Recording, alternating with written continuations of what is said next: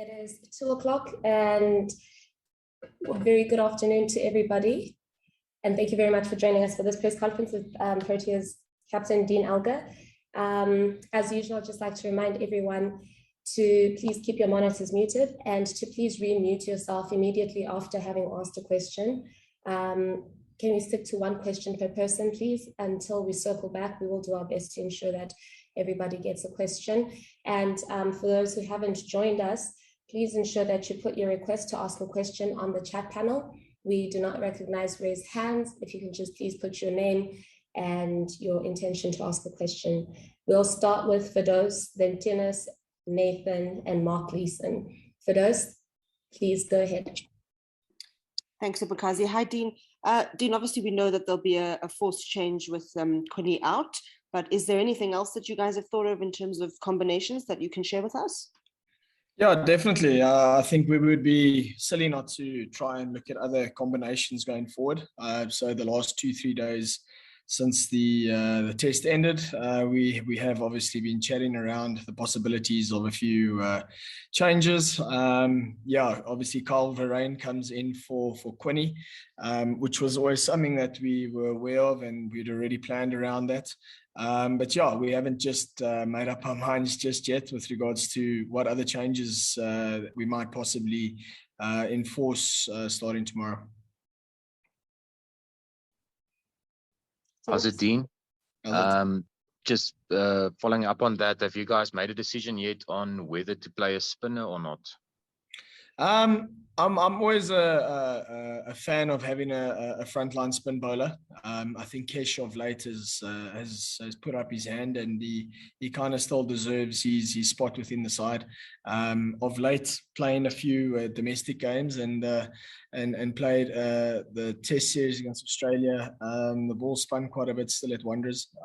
Just looking at the conditions for now, I would still think Kesh would retain his spot.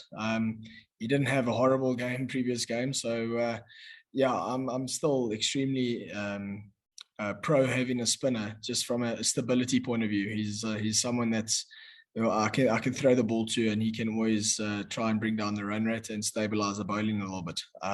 So yeah, as it stands now, I'm pretty sure Kesh will still retain his spot. Nathan? First, I would like to congratulate Sips on in advance for the ring belt tomorrow at the Boring. And then to Dean, obviously you had time now to speak with the management after the first test, and obviously it was a bit disappointing. But what have you guys spoke about, and obviously looking to improve overall for the second test against India? Because obviously you guys do want to equalize the series. No doubt. I think we've had a few very good conversations since the first test finished. I mean, we had to try and break the game up and give us a better option going into the Wanderers game. I think the message that we've obviously come out with is one of, we don't need to panic as a unit. I still think we've got a lot of capable players within the side. Be it as it may, they're quite inexperienced, but they also have to take the responsibility within the positions that they are given. They are by no means bad cricketers because of one or two innings with a bat, for instance. And backing them is still an extremely important thing going forward in Test cricket. That's how you build and grow your Test system. So yeah, we've had a lot of conversations. Sure, the batters have had their talks, and I think we're trying to break it down that we try and play the most basic cricket again, adopt the basic fundamentals, the disciplines within Test match batting, and obviously with the ball, I think there were still a few areas that we could fine tune, maybe making them play a little bit more with the new ball, especially if we're bowling up front. So yeah, there were definitely areas that we spoke about, and obviously chatted to the different respected groups. Thank you, Nathan. Dean, Dean, can I ask you your reaction to Quinton's decision? Did you see it coming, and what do you think it means, just in terms of, you know, talented guys like that giving up the red ball game for the big bucks of the white ball game, as it were? You think it's a dangerous precedent maybe for Test cricket? Well, from my point of view, I was pretty shocked. I wasn't aware of this was going to happen. but sitting down with Quinny that evening and him obviously explaining to me the reason for it, I very much respect his decision and fully understand the space he's in at the moment. Hopefully it doesn't come back one day and he still wishes he was part of our Red Bull setup.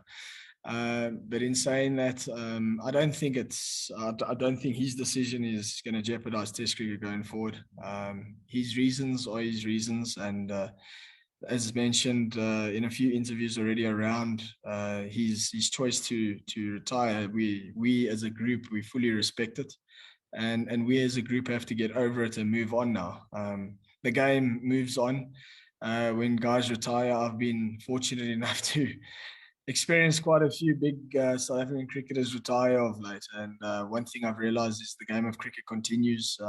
You're not immortal, and the game definitely doesn't stop for you. I can tell you that.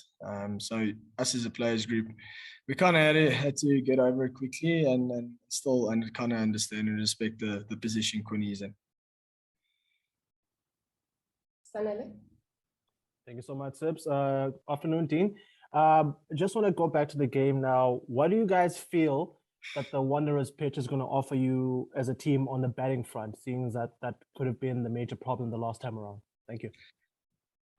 Yeah, I think just looking at the surface, the surface will be playing a lot better than what I think it has in recent times. They have a new groundsman now in Evan, and I think he's tried to make it a little bit more batting friendly, or a little bit more of a better cricket wicket that creates good Test cricket. Again, irrespective of how the wickets play, and us as batters, we have to put our hands up and we have to take responsibility and ownership of our positions that we've been given. And yeah, hopefully it works that way. I mean, we've been echoing a lot of positivity throughout the group. As mentioned earlier, one or two innings doesn't make a cricketer a bad player, for instance. So yeah, and you're only one knock away from being back in form. So there's a lot of positives for us going into the next test tomorrow. Yeah, and hopefully we can adopt the language that we've been speaking in the last few days. Dean, there has been some talk about playing 7 specialist batsmen. Presumably conditions do dictate whether that's something you do or not. But having said what you said about Keshav Maharaj, would you be comfortable with just 4 frontline bowlers, 3 seamers and a spinner, or does the Wanderers not look like it's going to be supportive of that? Yeah, good question, Ken. But again, I go back to the way Kesh has been as a test player for us. I know sometimes you're inclined to go horses for courses, but I think he's one that adapts to whatever conditions that's in front of him. I entrust that he is a very, very smart and clever cricketer, and his record of late speaks for itself. But saying that, I still think having a left-arm spinner bowling to the Indian batters who have 10 right-hand batters as well, they only have 1 left-hander in Rishabh Pant. It's something for us to utilize as well. Tactically, we can always be a lot better, but still from a stability point of view, Kesh still has an extremely big role for us to play in this test series. Telford? Hello, Dean. You knew before the end of the test match in Centurion that you wouldn't have Quinton around for the rest of the series, and of course it is in the past. But you just said you were shocked to find out about his retirement, and of course there's not much time between that match and this one. So are you a little worried that, you know, the Oaks might be going onto the field thinking, my goodness, Quinton de Kock is retired? You know, do you think there'll be some kind of hangover, or you're going to have to do a job as a captain to get their heads into the game? No, I don't think there will be that, because I mentioned to us as a group that the game moves on, and there's responsibility for us as the rest of the squad to carry and conduct ourselves like international players. we still have to be extremely professional around this. We still have a test series to level and hopefully win in Cape Town. So I don't think there's going to be a hangover of a shock retirement by Quinny.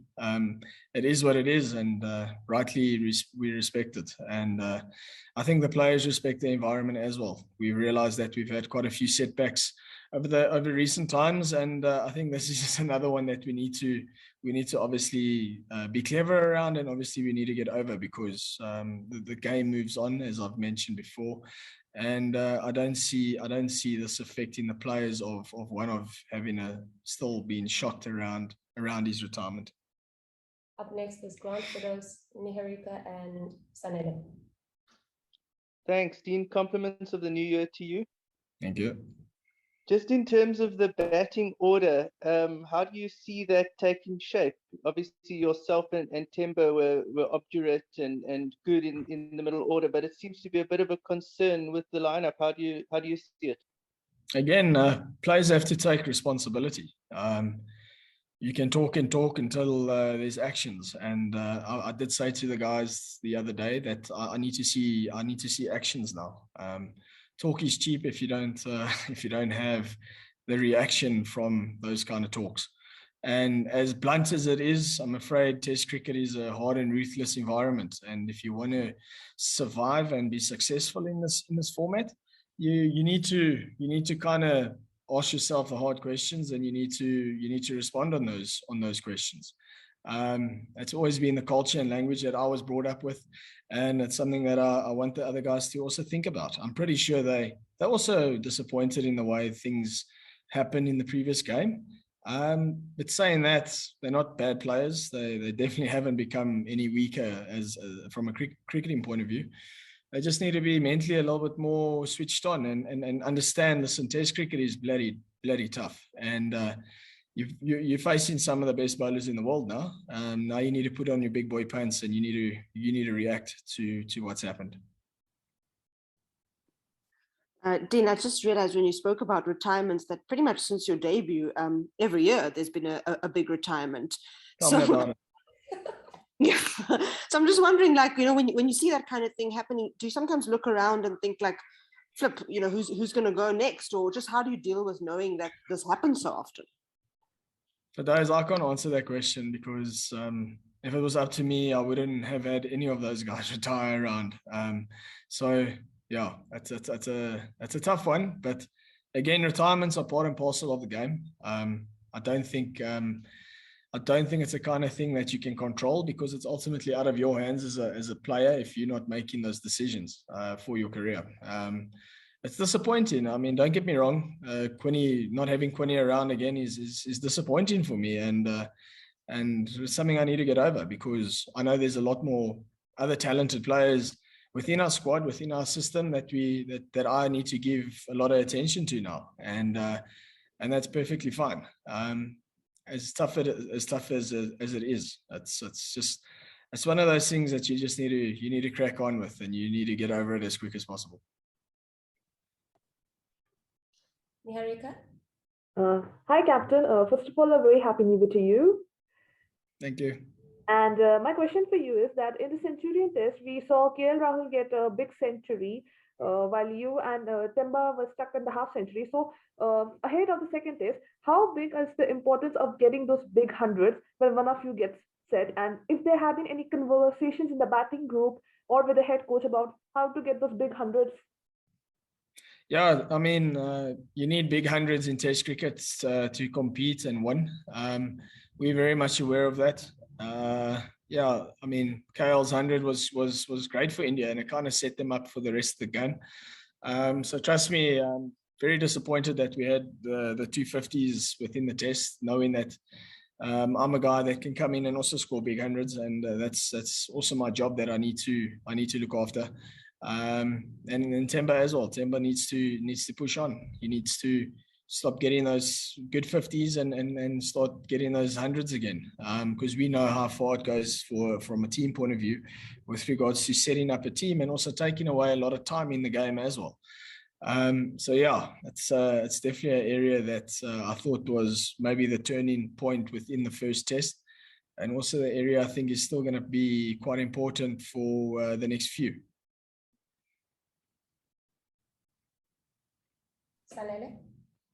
Thank you so much again, Sips. Dean, there's been quite a lot of mixed reaction with regards to Quentin de Kock's retirement these past days after the game in the South African public. I just wanted to check with you if you can give the public a bit of an insight into the cricket environment professionally, especially now during the pandemic, with regards to the amount of time that you guys travel, the toll that it takes on you mentally and physically. Maybe then the public can understand it a little bit more as to why this is such a difficult thing to do.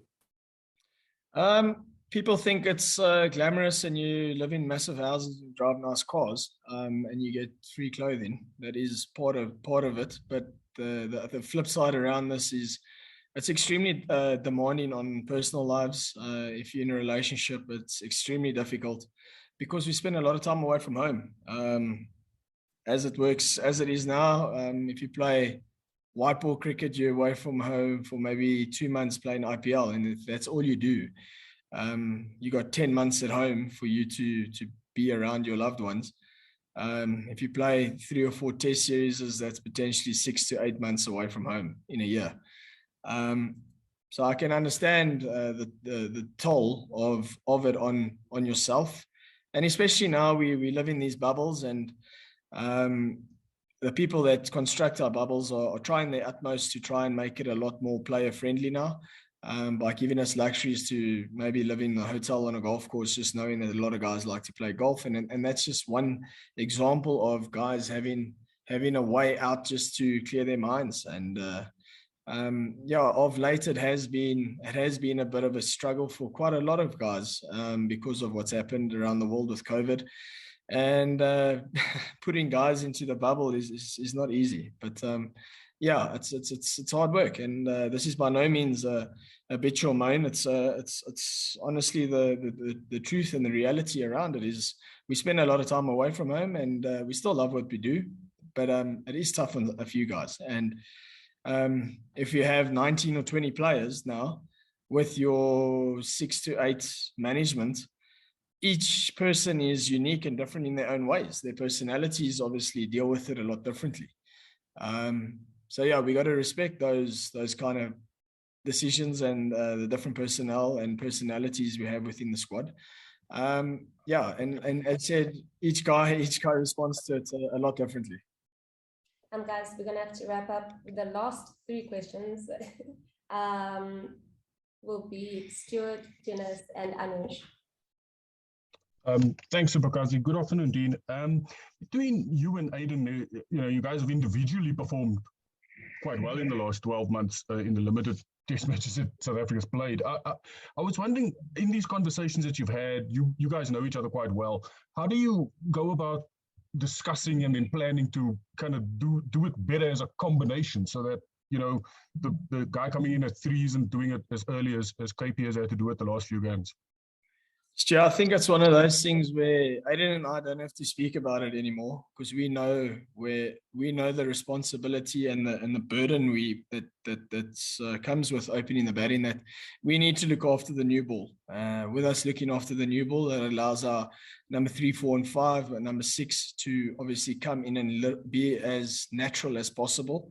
So of late, we've played under a few relatively rough conditions, I would say, batting conditions, but in saying that, it's no excuse. We need to be better. We need to obviously get those partnerships going again, like we have had in the past when we first started opening the batting with each other. I don't even think we have to have those conversations, because we know as an opening pair we need to get us off to a better start, just to give the guys a little bit more of a clearer mindset going in when it's their turn to bat. Dennis? Dean, could there be a shift or 2 in the batting order? What's your thinking around that?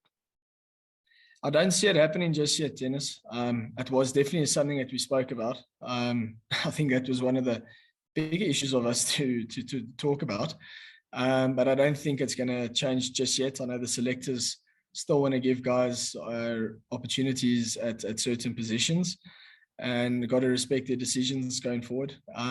But yeah, we definitely did have those kind of talks the last few days.